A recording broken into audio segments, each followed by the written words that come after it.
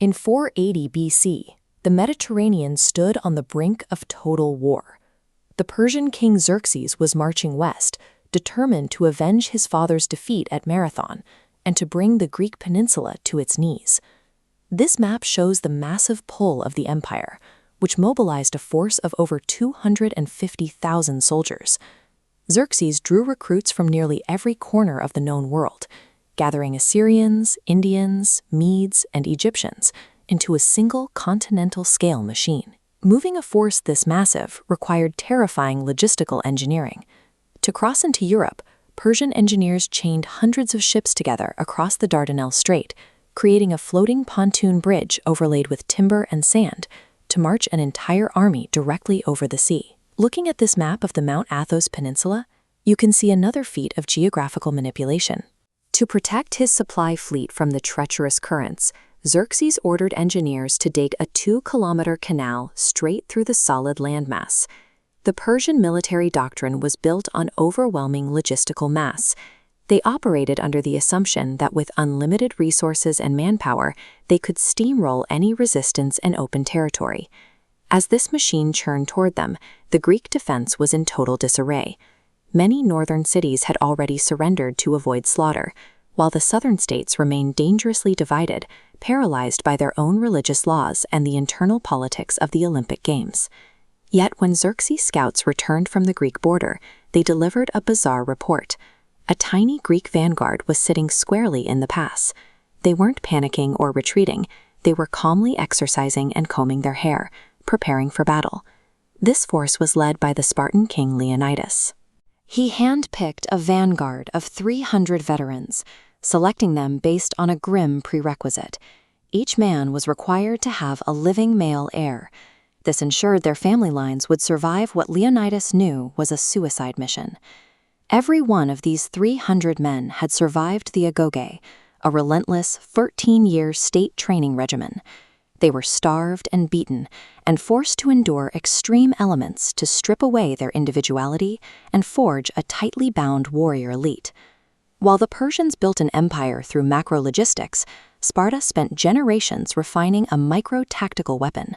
They engineered the homoioi, the equals, a force bred specifically for absolute precision in combat. This map details the strategic choke point at the Malian Gulf. Leónidas didn't choose to meet the Persians in an open field. He marched his men to the Pass of Thermopylae, the Hot Gates.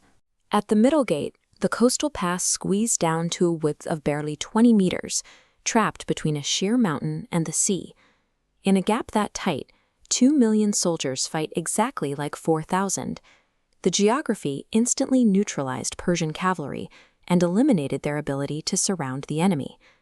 The environment also exposed a massive equipment disparity. Persian infantry were designed to be highly mobile over vast distances. They fought in light cloth tunics, carried wicker shields, and relied heavily on bows and short spears. The Greek hoplite, by contrast, was built to survive close-quarters brutalization. They were encased in a heavy Corinthian-style helmet protecting the face and collarbone, and carried the hoplon, a massive wood and bronze shield spanning up to 5 feet across. Standing shoulder to shoulder, the Greeks locked shields to form the phalanx, an interlocking wall of bronze and wood, bristling with ash spears. Spartan doctrine was optimized for this narrow pass. By limiting the battlefield's width, their numerical disadvantage became an inescapable meat grinder. On the 5th day of the standoff, Xerxes finally attacked. Wave after wave of Medes and Scythians threw themselves at the pass. Their shorter spears and wicker shields were useless against the solid bronze wall, and they died by the thousands. Frustrated, Xerxes deployed his elite vanguard, the 10,000 immortals. But even his heaviest, most highly trained infantry could not puncture the Greek defensive line in the narrow valley. The Spartans actively exploited the enemy's desperation.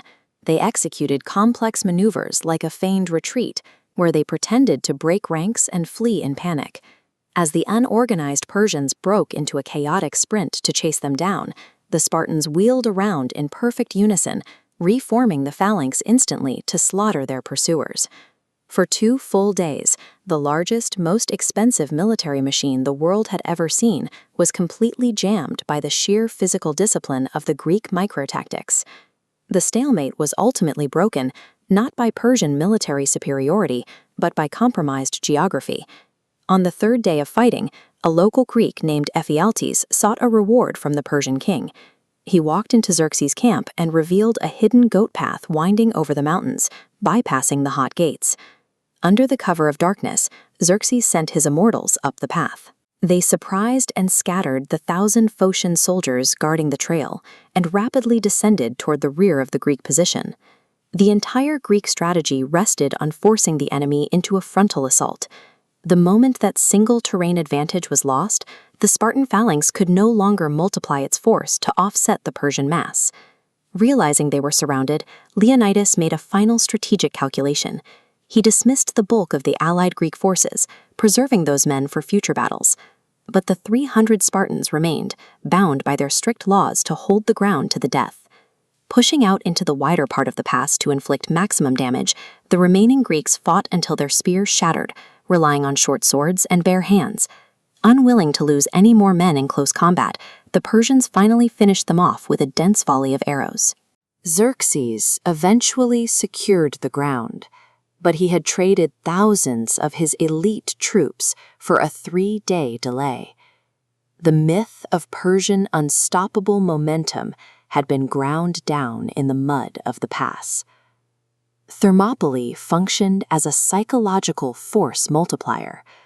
By bleeding the empire in such a concentrated way, Leonidas provided the proof of resistance that the wavering southern cities needed to finally commit to a unified defense.